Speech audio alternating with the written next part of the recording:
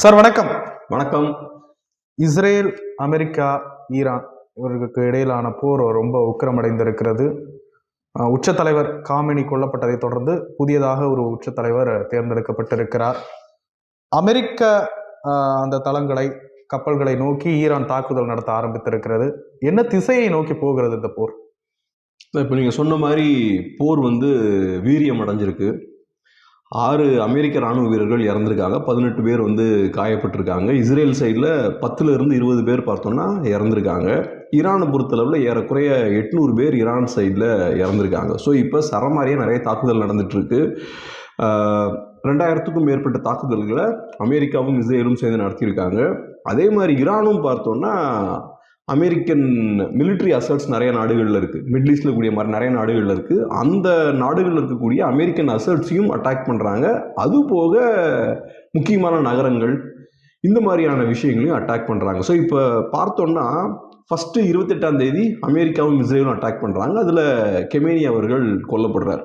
அதுக்கு அடுத்த நாள் பெரிய ஒரு தாக்குதலை ஈரான் நடத்துகிறாங்க. நிறைய மிசைல்ஸை லான்ச் பண்ணுறாங்க. பெரும்பாலான மிசைல்ஸை அமெரிக்கன் டிஃபென்ஸும் இஸ்ரேலி டிஃபென்ஸும் இன்டர்செப்ட் பண்ணிடுறாங்க. அதுக்கப்புறம் பார்த்தோன்னா ஈரான் என்ன பண்ணுறாங்க, இதை ஒரு எக்கனாமிக் வாராக மாற்றுறாங்க. அதாவது இந்த போரை கண்டினியூ பண்ணால் மற்ற நாடுகளும் பெரிய விலை கொடுக்க வேண்டியிருக்கும்.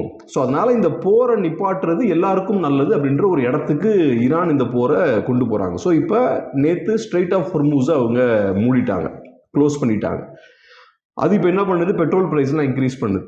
அது மட்டும் இல்லாமல் சவுதி அரேபியாவில் இருக்கக்கூடிய ஆயில் ரிஃபைனரிஸ், அப்புறம் மற்ற நாடுகளில் இருக்கக்கூடிய நேச்சுரல் கேஸ் ஃபெசிலிட்டிஸ் இதெல்லாம் அட்டாக் பண்ணுறாங்க. ஸோ அவங்க பண்ண விரும்புகிறது என்னென்னா ஒரு எக்கனாமிக் வார் நடத்துகிறாங்க. இப்போ ஏர்போர்ட் சரியாக ஃபங்க்ஷன் ஆக முடியல, விமான போக்குவரத்து தடைப்படுது. அப்போது முடிஞ்ச அளவுக்கு பிரச்சனையை நிறையா நாடுகளுக்கு கொண்டு போகிறாங்க. நிறையா நாடுகள் பிரச்சனையை ஃபேஸ் பண்ணும்போது அந்த நாடுகள்லாம் சேர்ந்து அமெரிக்கா மேலே அழுத்தம் போடுவாங்க. இந்த போரை சீக்கிரம் ஒரு முடிவு கொண்டு வாங்க, பாதிப்புகள் எங்களுக்கும் அதிகமாக இருக்குது, ஸோ இந்த போரை முடிச்சுக்கலாம் அப்படின்ற இடத்துக்கு வருவாங்க. அதுதான் இப்போ ஈரானோட டாக்டிஸாக இருக்குது. ட்ரம்ப் சொல்கிற விஷயம் என்னென்னா 4 வாரங்கள் வரைக்கும் இந்த மோதல் நடக்கும் அப்படின்ற மாதிரி அவர் சொல்கிறார். அது போக சண்டை போடணுன்னா என்னால் போட்டுக்கிட்டே இருக்க முடியும், எங்களுக்கு அன்லிமிட்டெட் ரிசோர்ஸ் இருக்குது, ஆயுதங்கள்லாம் இருக்குது, பிரச்சனையே இல்லை அப்படின்ற மாதிரி ட்ரம்ப் சொல்கிறாரு. ஸோ பார்ப்போம் எவ்வளோ நாள் போகுதுன்னு பார்ப்போம். அது ட்ரம்ப் தன்னுடைய இலக்கை அடைந்துட்டாரா? இன்னும் என்ன வேணும் அவருக்கு? ட்ரம்ப் அமெரிக்காவோட இலக்கு என்ன அப்படின்றது நமக்கு பெர்ஃபெக்டாக தெரியல. ஒன்று என்னன்னா, நியூக்ளியர் அணு ஆயுதங்கள் ஈரான் கிட்ட இருக்கக்கூடாது, அதை கம்ப்ளீட்டாக ஸ்டாப் பண்ணும் அப்படின்றது அமெரிக்காவோட முதல் டார்கெட். ஸோ அணு ஆயுதங்கள் உற்பத்தி பண்ணுறது கிட்ட நெருங்கிட்டாங்க ஈரான், அது நடக்கக்கூடாது, கம்ப்ளீட்டாக அதுக்கான எந்த வாய்ப்பும் இல்லாமல் பண்ணும். அது ஒன்று. ரெண்டாவது, ஈரான் கிட்ட நிறைய பலிஸ்டிக் மிசைல்ஸ் இருக்குது, ஏறக்குறைய 2000 3000 இருக்குன்றாங்க. அதை நிறைய மேனுஃபேக்சரும் பண்ணிட்டு இருக்காங்க. அதை ஃபுல்லாக ஸ்டாப் பண்ணும் அப்படின்றதும் அமெரிக்காவோட முக்கியமான ஒரு டார்கெட். இதை தாண்டி அந்த சோல்ஜர்ஸ் அனுப்பாமல் ஈரானில் ஒரு ஆட்சி மாற்றம் கொண்டு வரதும் அமெரிக்காவுக்கு ஒரு வசதியான ஒரு விஷயமா இருக்கும். ஸோ இப்போதைக்கு பார்க்கும்போது அமெரிக்கன்ஸ் அவங்க டார்கெட்டில் அச்சீவ் பண்ண மாதிரி தெரியல. இப்போதைக்கு அவங்க நிறையா பகுதிகளில் பாம்பு பண்ணியிருக்காங்க, ஈரானோட நியூக்ளியர் ஃபெசிலிட்டிஸ்லையும் பாம்பு பண்ணியிருக்காங்க. ஏற்கனவே 12 டே வார் நடந்தது. 12 டே வார்லையும் இதே மாதிரி தான் அவங்க பங்கர் பஸ்டர் பாம்ஸ்லாம் யூஸ் பண்ணி அட்டாக் பண்ணாங்க. அப்போ என்ன சொன்னாங்கன்னா, ஈரானோட நியூக்ளியர் ஃபெசிலிட்டிஸ்லாம் கம்ப்ளீட்டாக நாங்கள் சேதப்படுத்திட்டோம் அப்படின்னாங்க. இப்போ திரும்பவும் அதான் பண்ணுறாங்க. ஸோ அப்போ சொன்னது பொய்ன்றதை நம்ம புரிஞ்சுக்கலாம், அப்போ சொன்னதில் உண்மை இல்லை. ஸோ இப்போ திரும்பவும் அவங்க நியூக்ளியர் ஃபெசிலிட்டிஸை தரமட்டமாக்குவோம் அப்படின்ற இடத்துக்கு வந்திருக்காங்க. ஸோ இப்போதைக்கு பார்க்கும்போது அமெரிக்கன்ஸ் அவங்க டார்கெட்டை அச்சீவ் பண்ணல. இப்போ முக்கியமான கேள்வி என்னென்னா, இது ரொம்ப இந்த ஹை இன்டென்ஸ் வாரும்பாங்க. முன்னாடிலாம் போர் நடக்குதுன்னா ஒரு 100 இயர்ஸ்க்கு முன்னாடிலாம் பார்த்தோம்னா ட்ரெஞ்செல்லாம் தோண்டி மெதுவாக ஸ்லோவாக சண்டை போடுவாங்க, ஸ்டெப் பை ஸ்டெப்பாக கொஞ்சம் கொஞ்சமாக முன்னேறி போவாங்க. ஒரு 10 கிலோமீட்டர் முன்னேறி போகிறதுக்கே பல நாட்கள் ஆகும். இப்போ பார்த்தோம்னா சரமாரியாக ஏகப்பட்ட மிசைல்ஸை ஒவ்வொரு நாளும் லான்ச் பண்ணுறாங்க. ஸோ முன்னெல்லாம் ஒரு 10 வருஷம் சண்டை போட்டால் ஏற்படக்கூடிய பாதிப்பை இப்போ ஒரு 20 மினிட்ஸ் சண்டை போடுறதுலேயே அந்த பாதிப்பு ஏற்பட்டுருது. இப்போ நம்ம வெனிசுவேலாலேயே பார்த்துட்டு போகிறோம், 1/2 மணி நேரம் தான் அந்த என்டையர் ஆப்ரேஷனே ஒரு 1/2 ஹவரில் முடிஞ்சிருச்சு. நிறையா மிசைல்ஸ்லாம் லான்ச் பண்ணாங்க, அட்டாக் பண்ணாங்க, டெல்டா ஃபோர்ஸ் உள்ளே போனாங்க, தூக்குனாங்க. இங்கேயும் பார்த்தோம்னா இந்த அட்டாக்ஸ்லாம் பார்த்தோம்னா அந்த ஃபர்ஸ்ட் வேவ் அமெரிக்கா நடத்தினாங்களா, அதெல்லாம் ஏற்கனவே 25 மினிட்ஸ் தான். 25 மினிட்ஸ்லேயே நூற்றுக்கணக்கான மிசைல்ஸை லான்ச் பண்ணி நடத்த வேண்டிய விஷயங்களெல்லாம் நடத்தி முடிச்சிடுறாங்க. ஸோ இது குயிக்காக முடியுது, ஆனால் இன்டென்சிட்டி அதிகம். இதை கண்ட்ரிஸாக பண்ணிக்கிட்டே இருக்கணும்னா நிறைய மிசைல்ஸ் வேணும், நிறைய பணம் செலவழிக்க வேண்டியிருக்கும்.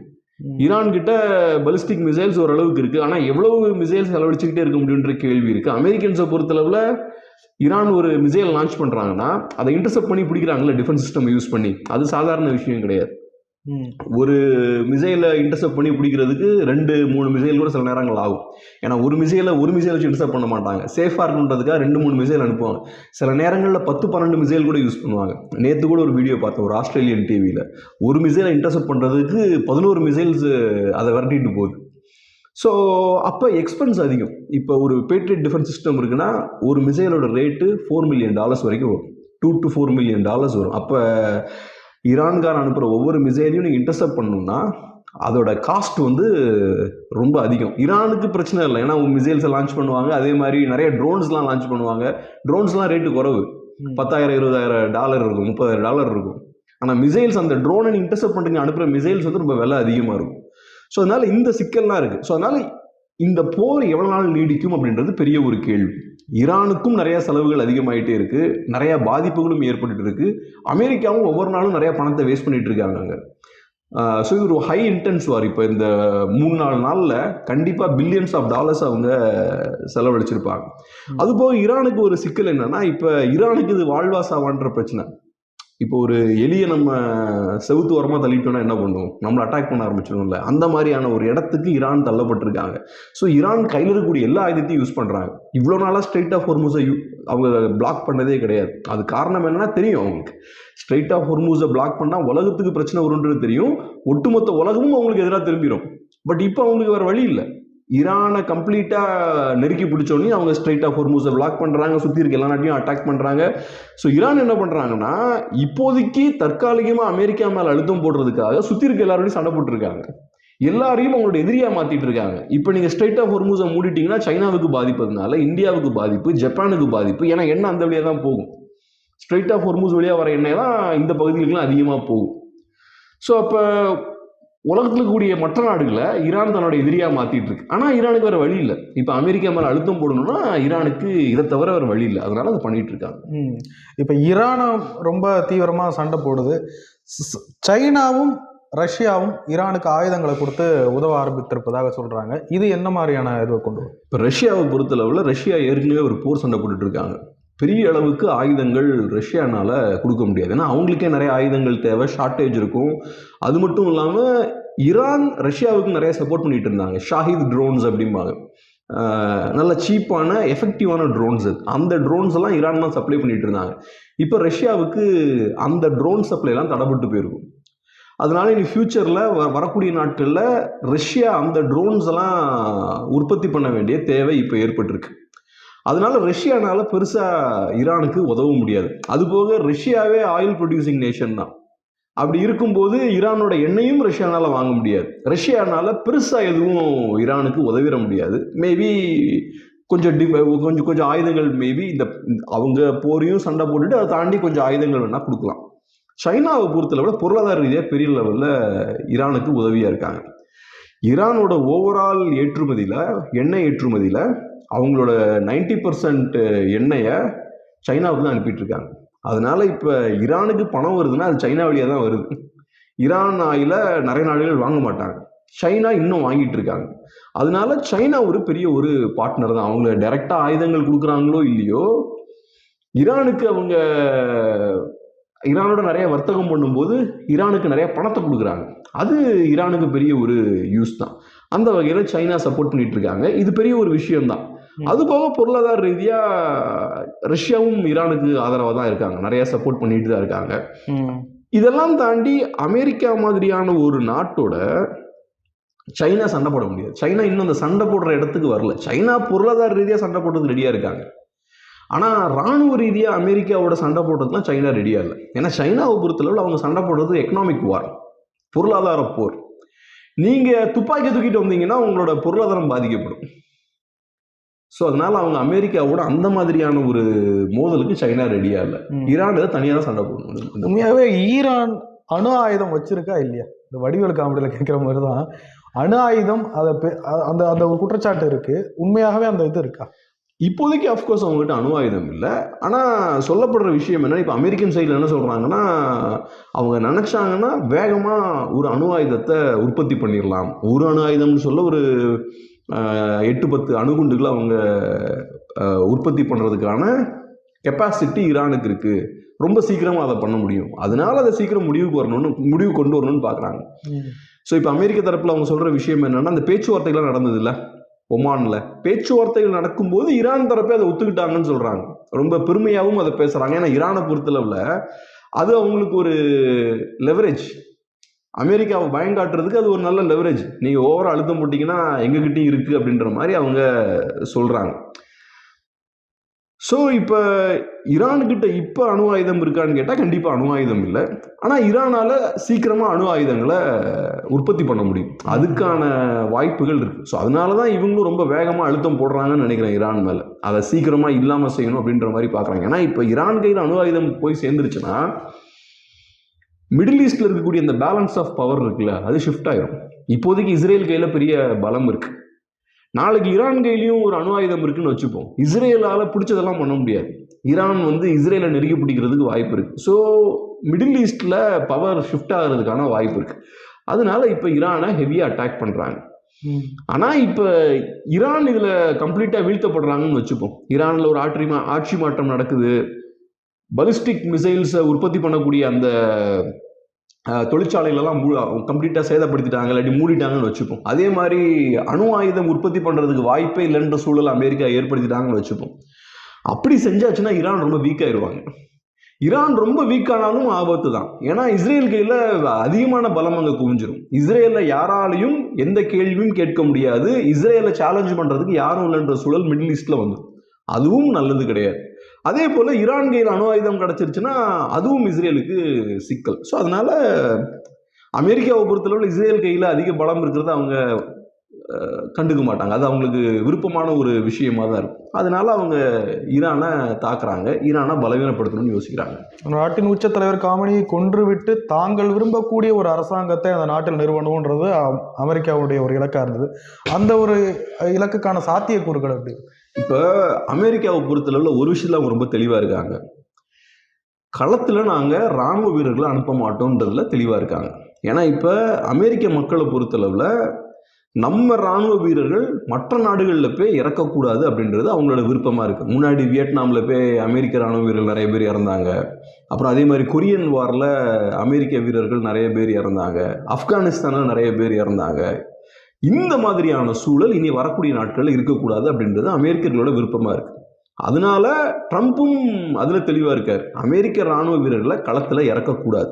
ஸோ நீங்கள் போர் வீரர்களை களத்தில் இறக்காமல் பெரிய மாற்றத்தை கொண்டு வர முடியாது. இப்போ ஆப்கானிஸ்தானில் அமெரிக்க வீரர்கள் களத்தில் இறங்குறாங்க, அங்கே ஒரு ஆட்சி மாற்றத்தை கொண்டு வராங்க. ஏன்னா நீங்கள் ஒரு ஆட்சி மாற்றத்தை கொண்டு வந்தீங்கன்னா அது நிலைத்து நிற்கணும்னா நீங்கள் அங்கே இருக்கணும். நீங்கள் ஒரு ஆட்சி மாற்றத்தை கொண்டு வந்துட்டு நீங்கள் கிளம்பி வந்துட்டீங்கன்னா அப்புறம் திருப்பி அந்த பழைய ஆட்கள் அதிகாரத்துக்கு வந்துடுவாங்க. நீங்கள் அங்கே நிறுவன அந்த புது பவர் சென்டரை அவங்க தூக்கி போட்டுருவாங்க. அதனால இந்த மாதிரியான சிக்கல்லாம் இருக்குது. ஆனால் இப்போ நம்ம வெனிசுவேலாவை எடுத்துக்கிட்டோம்னா புது யுக்தி ஒன்றை அமெரிக்கர்கள் கையாளுறாங்க. அவங்க என்ன பண்ணுறாங்க, மடுரோவை கடத்திடுறாங்க. கடத்தினதுக்கப்புறம் புதுசாக ஒரு தலைவரை அங்கே நியமிக்கிறாங்க பிரசிடெண்ட்டாக. அந்த அம்மா என்ன பண்ணுறாங்க, எடுத்த உடனேயும் அமெரிக்கா வழிக்கு வரல. நாங்கள் சுயமாக தான் இருப்போம், நாங்கள்லாம் மடுரோ வழி வந்தவர்கள், நாங்கள் இறங்கிலாம் போக மாட்டோன்ற மாதிரி வீரமாக பேசுகிறாங்க. அதுக்கப்புறம் அமெரிக்கர்கள் என்ன பண்ணுறாங்க, போர்க்கப்பல்களை கொண்டு வந்து நிப்பாட்டுறாங்க. அதுக்கு முன்னாடியே போர்க்கப்பல் வந்துருச்சு. வெனிசுவேலாவோட ஆயில் டேங்கர்ஸ் எல்லாம் கைப்பற்ற ஆரம்பிக்கிறாங்க. வெனிசுவேலாவால் வர்த்தகம் பண்ண முடியாதுன்ற சூழலை ஏற்படுத்துகிறாங்க. அப்போ என்ன நடக்கும், அங்கே ஆட்சி மாற்றம் பெருசாக நடக்கலனா கூட அங்கே இருக்கக்கூடிய தலைவர் அமெரிக்காவை சொல்கிறத கேட்டு தான் ஆகணும். இல்லாட்டி நீங்கள் வர்த்தகம் பண்ண முடியாது, உங்கள் நாட்டுக்கு லாபம் வராது, உங்கள் நாடு திவாலாகி போயிடும். ஏன்னா வெனிசுவேலா எண்ணெயை நம்பி இருக்கக்கூடிய ஒரு நாடு. அதுக்கப்புறம் மெதுவாக என்ன பண்ணுறாங்க, அமெரிக்கர்கள் வெனிசுவேலாவோட அந்த புது பிரசிடெண்ட்டை வழி கொண்டு வராங்க. ஸோ பெரிய அளவில் நீங்கள் ஆட்சி மாற்றம்லாம் கொண்டு வரல, ஒரு லீடரை தான் அங்கே கடத்துறீங்க, தலைவரை கடத்துறீங்க. அதுக்கப்புறம் அங்கே அதிகாரத்துக்கு வரக்கூடியவரை உங்கள் வழிக்கு வளைச்சு கொண்டு வரீங்க. ஏறக்குறைய அந்த மாதிரியான வேலையை அமெரிக்கா பண்ண முயற்சி பண்ணலாம். இப்போ அமெரிக்கா கிட்ட 2 ஏர்கிராஃப்ட் கேரியர் அங்கே இருக்குது. ஒன்று ஈரான் சைடில் ஒன்று இருக்குது, இன்னொன்று இஸ்ரேல் பக்கத்தில் ஒன்று இருக்குது. இஸ்ரேலோட அந்த கடற்பகுதி பக்கத்தில் இன்னொரு ஏர்கிராஃப்ட் கேரியர் இருக்கு. அப்போ அமெரிக்கா நினைச்சாங்கன்னா ஈரானோட டிஃபென்ஸை ஃபுல்லாக காலி பண்ணிடலாம். அதே மாதிரி இப்போதைக்கு அது நடக்கல, ஃபுல்லாக நடக்கல, பட் அமெரிக்கானால அதை செய்ய முடியும். அதே மாதிரி ஈரான் கிட்ட மிசைல்ஸை லான்ச் பண்ணக்கூடிய ஃபெசிலிட்டிஸும் இருக்கு. ஸோ அந்த மிசைல்ஸ் லான்ச் பண்ணக்கூடிய அந்த தளங்கள் இருக்கு இல்லையா, அதையும் கம்ப்ளீட்டாக அமெரிக்கா சேதப்படுத்திடலாம். அதுக்கப்புறம் ஈரான் என்ன ஆகும்னா பலவீனப்பட்ட ஒரு நிலையில தான் ஈரான் இருக்கும். அந்த மாதிரியான சூழல் ஏற்படும் போது அமெரிக்கா வெனிசுவேலாவுக்கு என்ன செஞ்சாங்களோ அதே மாதிரி பொருளாதார தடை ஒன்று போடலாம். போட்டுட்டு நாங்கள் சொல்கிற விஷயங்கள் நீங்கள் கேட்டிங்கன்னா உங்களை நாங்கள் வர்த்தகம் பண்ண அலோவ் பண்ணுவோம், இல்லைனா நீங்கள் வர்த்தகம் பண்ண முடியாதுன்ற ஒரு நெருக்கடியும் கொடுக்கலாம். அப்படி ஆச்சுன்னா என்ன ஆகும்னா ஈரான் அரசுக்கு வேறு வழி இருக்காது. ஏன்னா வர்த்தகம் பண்ண முடியல, எண்ணெயை ஏற்றுமதி பண்ண முடியல, இந்த மாதிரியான சூழல் ஏற்பட்டுச்சுன்னா நாடு பெரிய ஒரு பின்னடைவை சந்திக்கும், பெரிய ஒரு பொருளாதார வீழ்ச்சியை சந்திக்கும். அப்போ மக்கள் தெருக்கு வர ஆரம்பிச்சிருவாங்க, அரசு தூக்கி போட்டுருவாங்க. அதனால அந்த மாதிரியான அழுத்தம் போட்டு ஈரான்ல கூடிய இந்த புது தலைவர் இருக்காருல்ல, அவரை வழுக்கி கொண்டுறதுக்கு இந்த மாதிரியான விஷயங்கள் பண்ணலாம். வெனிசுவேலால அந்த மாதிரி தான் பண்ணாங்க. இப்ப ஓரளவுக்கு அவங்க இறங்கி வந்துட்டாங்க. ஆனா இப்போதைக்கு அது சாத்தியம் இல்லை. இப்போதைக்கு பார்த்தோம்னா இந்த ஒரு 4 நாள் சண்டை நடந்திருக்கு. இப்போதைக்கு ஈரானும் தாக்கிட்டு தான் இருக்காங்க. ஈரான் இறங்கி வந்த மாதிரி தெரியல. ஸோ அது நடக்கணும்னா நீங்க ஈரானோட அந்த ஃபயர் பவர் இருக்குல்ல, அந்த ஈரானோட அந்த அட்டாக் பவர் இருக்குல்ல, அதை கம்ப்ளீட்டா இல்லாம பண்ணணும், நியூட்ரலைஸ் பண்ணணும். அதை செஞ்சதுக்கு அப்புறம் தான் நீங்க அந்த இடத்துக்கு வர முடியும். இஸ்ரேலோட இலக்கு எந்த லெவல்ல இருக்குங்க? இஸ்ரேலை பொறுத்தளவு அவங்களுக்கு அந்த பகுதியில நம்ம பலமா இருக்கணும், ஸ்ட்ராங்கா இருக்கணும். அவங்களுக்கு ஈரானை பிடிக்காது. இஸ்ரேலுக்கு மிகப்பெரிய ஒரு அச்சுறுத்தல்னா ஈரான் தான். அதனால ஈரான் பலவீனப்படுவது இஸ்ரேலுக்கு ரொம்ப சந்தோஷமான ஒரு விஷயமா இருக்கும். ஏற்கனவே 12 டே வார் நடந்தப்ப ஈரான் அப்பயும் இதே மாதிரி தான் நூற்றுக்கணக்கான ஏவுகணைகளை இஸ்ரேலை நோக்கி அவங்க அனுப்புனாங்க. அது இஸ்ரேலுக்கும் பாதிப்புகளை ஏற்படுத்துச்சு. இப்போ எப்படி இஸ்ரேல் கொஞ்சம் பாதிப்புகளை ஃபேஸ் பண்ணுறாங்களோ அதே மாதிரி அப்பவும் இஸ்ரேலுக்கு பாதிப்பு ஏற்பட்டுச்சு. ஏன்னா இப்போ அயன் டோம் அப்படின்ற அந்த டிஃபென்ஸ் சிஸ்டமை பொறுத்தளவில் எல்லா மிசைல்ஸையும் டைசெக்ட் பண்ண முடியாது, இன்டர்செப்ட் பண்ண முடியாது. சில மிசைல்ஸ் அந்த டிஃபென்ஸ் சிஸ்டமை மீறியும் உள்ளே வந்துடும். 90-95% தான் அதுக்கு சக்ஸஸ் ரேட்டு. ஸோ பாதிப்பு ஏற்பட்டுச்சு. ஆனால் அந்த போர் முடிஞ்சதுக்கப்புறம் ஈரானோட பொருளாதாரம் கொலாப்ஸ் ஆகுது. ஏன்னா நீங்கள் நூற்றுக்கணக்கான மிசைல்ஸை லான்ச் பண்ணிட்டீங்கன்னா, ஏற்கனவே சொல்கிற மாதிரி ஒவ்வொரு மிசைல்ஸுக்கும் விலை இருக்கு. ஈரான் இன்னும் அமெரிக்கா மாதிரியான நாடு கிடையாது, உலகத்திலேயே பெரிய பொருளாதார வல்லரசு கிடையாது. அப்போ ஈரானுக்கு நிறைய பொருளாதார இழப்பு ஏற்படுது. நீங்கள் நூற்றுக்கணக்கான மிசைல்ஸ் லான்ச் பண்ணுறீங்க. அந்த டைமில் ஏறக்குறைய ஒரு 800 மிசைல்ஸ் நம்ம லான்ச் பண்ணாங்க, 800-1000 லான்ச் பண்ணாங்கன்னு நினைக்கிறேன். அதனால அந்த போர் முடிஞ்சதுக்கப்புறம் ஈரானோட பொருளாதாரம் கொலாப்ஸ் ஆகுது, மக்கள் தெருக்கு வர ஆரம்பிக்கிறாங்க, போராட ஆரம்பிக்கிறாங்க. அது இப்பவும் அந்த பிரச்சனை நடக்கும். போர் நடக்கும்போது மக்கள்லாம் வீட்டில் இருப்பாங்க, ஏன்னா பதட்டமான சூழல் இருக்கும், தெருக்குள்ள இப்போ பாம்பு விழுந்துட்டு இருக்கு, எல்லாம் பயந்து போய் இப்போ இருப்பாங்க, வெளியே வரமாட்டாங்க. ஆனால் இந்த மோதல் முடிஞ்சதுக்கப்புறம் இந்த மோதல்களால் ஏற்பட்ட இழப்பு இருக்கு பாருங்க, ஈரானுக்கு பெரிய அளவில் இருக்கும். ஈரானால அதை தாக்கு பிடிக்க முடியுமா அப்படின்றதான் அப்போ ஒரு கேள்விக்குறியா இருக்கும். இந்த இழந்த இந்த மிசைல்ஸ்லாம் திரும்ப உற்பத்தி பண்ண முடியுமா? இந்த இழந்த மிசைல்ஸுக்கு ரேட்டும் இருக்கு. இப்போ நீங்கள் ஒரு 1000-2000 மிசைல்ஸை லான்ச் பண்ணுறீங்கன்னா அது பில்லியன்ஸ் ஆஃப் டாலர்ஸை நீங்கள் வேஸ்ட் பண்ணியிருப்பீங்க. அது பொருளாதார ரீதியாக உங்களை திவாலாக்கிடும். இந்த மாதிரியான ஒரு நிலைக்கு ஈரான் தள்ளப்படுறது இஸ்ரேலுக்கு நல்லதுதான். நான் சொன்ன மாதிரி மிடில் ஈஸ்ட்ல இஸ்ரேலை கேள்வி கேட்கறது யாருமே இருக்க மாட்டாங்க. ஸோ முடிஞ்ச அளவுக்கு ஈரான் பலவீனப்படுறதை இஸ்ரேல் விரும்புவாங்க. இப்போ அதான் நடந்துட்டு இருக்கு. இந்தியாவோட நிலைப்பாடு எப்படி பார்க்குறேன்? காமணி கொல்லப்பட்டிருக்கிறார், உலகம் முழுக்க அதற்கு எதிராக கண்டனங்கள், போராட்டங்கள் நடக்குது. இந்திய பிரதமர் மோடி அவர்கள் இஸ்ரேல் பக்கம் நிற்கிறார், ஈரானுக்கு கண்டனம் தெரிவிக்கிறார். எப்படி பார்க்குறீங்க? உலகம் முழுக்க ஈரானுக்கு ஆதரவா பேசினாங்கன்னு நான் பார்க்கல. சில நாடுகள் தான் ஈரானை சப்போர்ட், ஒரு சில நாடு அங்கங்க அவருடைய படுகொலைக்கு எதிராக அங்கங்க போராட்டம், கொஞ்சம் நாடுகள் சப்போர்ட் பண்றாங்க. அபிஷியலா நாடுகள்னு பார்த்தோம்னா கொஞ்சம் நாடுகள் சப்போர்ட் பண்றாங்க. போராட்டங்கள் நிறைய நாடுகள்ல நடந்துட்டு இருக்கு. இன்ஃபேக்ட் அமெரிக்காவுக்கு ஆதரவான போராட்டங்களும் சில இடத்துல நடந்துட்டு இருக்கு. பட் ஓகே, கமேனியோட அந்த கொலையை கண்டித்தும் நிறைய போராட்டங்கள் நடந்துட்டு இருக்கு. இப்ப ஒரு நாட்டோட பிரதமர் ஒரு ஆக்டிவிஸ்ட் மாதிரி செயல்பட முடியாது. இப்போ ஒரு ஆக்டிவிஸ்ட் எப்படி செயல்படுவார்னா, இது கரெக்ட், இது தப்பு. ஸோ கமேனி அப்படின்றவர் ஒரு நாட்டோட தலைவராக இருக்கார். அந்த நாட்டோட தலைவரை இப்படி ரொம்ப கொடூரமான முறையில் நீங்கள் கொல்லக்கூடாது, ஒரு நாட்டுக்குன்னு நீங்கள் ஒரு மரியாதை கொடுக்கணும், இப்படிலாம் நீங்கள் பண்ணக்கூடாது அப்படின்றது பரவலான ஒரு பார்வை. அதான் நியாயமும் கூட. இன்னொரு நாட்டோட தலைவரை இப்படி நீங்கள் கொல்லக்கூடாது, இன்னொரு நாட்டோட தலைவரை நீங்கள் கடத்தக்கூடாது, வெனிசுவேலா பண்ண மாதிரி இதெல்லாம் பண்ணக்கூடாது, மோசமான விஷயம். ஸோ இப்போ ஒரு ஆக்டிவிஸ்ட் என்ன பண்ணுவார், இது கரெக்ட், இது தப்பு, ஒன்று தப்புனா அதுக்கு எதிராக நான் பேசுவேன், அநியாயம் இருக்கக்கூடாது, அநியாயத்துக்கு எதிராக நம்ம இருக்கணும்னு ஒரு ஆக்டிவிஸ்ட் அப்படி செயல்படுவார். ஒரு நாட்டோட பிரதமர் அப்படி செயல்பட முடியாது. ஏன் நான் சொல்றேன்னா, இப்போ ஏற்கனவே அமெரிக்கா நம்ம மேலே நிறைய டேரிஃப்லாம் போட்டிருக்காங்க. இப்போதான் கொஞ்சம் கம்மி பண்ணியிருக்காங்க. இப்போ அமெரிக்கா டேரிஃபை நம்ம மேலே போட்டாங்கன்னா நமக்கு மிகப்பெரிய பொருளாதார பிரச்சனையை அது ஏற்படுத்தும். ஸோ அந்த ஒரு சிக்கல் நமக்கு இருக்குது. அதனால அமெரிக்காவோட நம்ம டைரெக்டாக போய் மோதிட்டு இருக்க முடியாது. மோதினா பொருளாதார ரீதியாக நமக்கு பிரச்சனை வரும். ரெண்டாவது, இஸ்ரேலை பொறுத்தளவில் இஸ்ரேலும் இப்போ நமக்கு ஒரு க்ளோஸான ஒரு பார்ட்னராக மாறி இருக்காங்க. குறிப்பாக India, middle east, Europe economic corridor, ஒரு காரிடார் ஒன்று உருவாக்கக்கூடிய முயற்சியில் ஈடுபட்டு இருக்கோம். அதாவது இந்தியாவையும் மிடில் ஈஸ்டையும் யூரோப்பையும் கனெக்ட் பண்ணுற மாதிரி. அதில் இஸ்ரேலுக்குலாம் முக்கியமான பங்கு இருக்குது. இப்போ மோடி அவர்கள் இஸ்ரேலுக்கு போனார்ல, அப்பயும் இந்த காரிடார் பற்றி பேசினாங்க. இப்போ இதெல்லாம் சரியாக நடக்கணும்னா நமக்கு மிடில் ஈஸ்டில் இஸ்ரேல் தேவை. அதே மாதிரி அமெரிக்காவோட பார்ட்னர்ஸ் அங்கே இருக்காங்க பாருங்க. சவுதி அரேபியாவாக இருக்கலாம், ஜோர்டனாக இருக்கலாம், யுஏஇயாக இருக்கலாம். இந்த நாடுகளும் நமக்கு தேவை. அப்போ நீங்கள் ஈரானுக்காக அமெரிக்காவோடையும் இஸ்ரேலோடையும் மோதல் போக்கை கடைபிடிக்க முடியாது. இப்போ நீங்கள் இஸ்ரேலையும் அமெரிக்காவையும் கண்டிக்கிறீங்கன்னு வச்சுப்போம். அதனால என்ன நடக்க போகுது? ஒன்றும் நடக்க போகிறது இல்லை. இஸ்ரேல் எப்படியும் தாக்கிட்டு தான் இருக்க போகிறாங்க, அமெரிக்காவும் தாக்க தான் போகிறாங்க. இந்தியாவோட குரலால் அவங்க தாக்குதலை நிப்பாட்ட போகிறது கிடையாது. ஸோ லாபம்னா எதுவும் கிடையாது. ஆனால் நஷ்டம்னு பார்த்தீங்கன்னா பொருளாதார நிறைய இழப்புகள் இருக்குது. அதனால ஒரு நாட்டோட பிரதமர் டைரக்டா போய் இஸ்ரேலுக்கு எதிராக பேசணும், அமெரிக்காவுக்கு எதிராக பேசணும். இங்க இருக்கக்கூடிய முற்போக்காளர்கள் மாதிரி மோடி நடந்துக்க முடியாது. ஏன்னா நாட்டோட நலனும் அதுல இருக்கு. இப்ப அவர் பேசுறாருன்னா அமெரிக்கா இப்ப பொருளாதார தடை போடுதுன்னு வச்சுப்போம், ஒரு டாரிஃப் இன்க்ரீஸ் பண்றாங்கன்னு வச்சுப்போம். காஷ்மீர்ல இருந்து கன்னியாகுமரி வரைக்கும் பாதிப்பு இருக்கும். திருப்பூர் மாதிரியான பகுதிகள், அப்புறம் அதே மாதிரி குஜராத்தில் நிறைய முக்கியமான பிஸ்னஸ் சென்டர்ஸ்லாம் இருக்குது. நிறைய பகுதிகளில் பெரிய பாதிப்பு அது இந்தியாவுக்கு ஏற்படுத்தும். இந்த சிக்கல்கள் நமக்கு இருக்கு. சரிவா, ஒரு கேள்வி. எந்த ஒரு போர்கள் வந்தாலுமே இது எந்த லெவலுக்கு போகும் அப்படின்றத கணிக்கிறது பலருடைய இதுவாக இருக்கு. உலக போரை நோக்கி இந்த போர் போகுமா? ஏன்னா ரொம்ப இதனுடைய தீவிரத்தன்மை அந்த லெவலில் இருக்கு. அந்த கேள்விக்கு என்ன பதில்? இப்போ ஈரானை பொறுத்தளவில் அந்த மாதிரியான ஒரு சூழலை ஏற்படுத்தணும்னு பார்க்குறாங்க. அவங்க செய்ய முயற்சி பண்ணுறது என்னன்னா, நீங்கள் எங்களை அட்டாக் பண்ணீங்கன்னா நாங்கள் இந்த போரை எக்ஸ்பேண்ட் பண்ணுவோம், விரிவாக்கம் பண்ணுவோம்.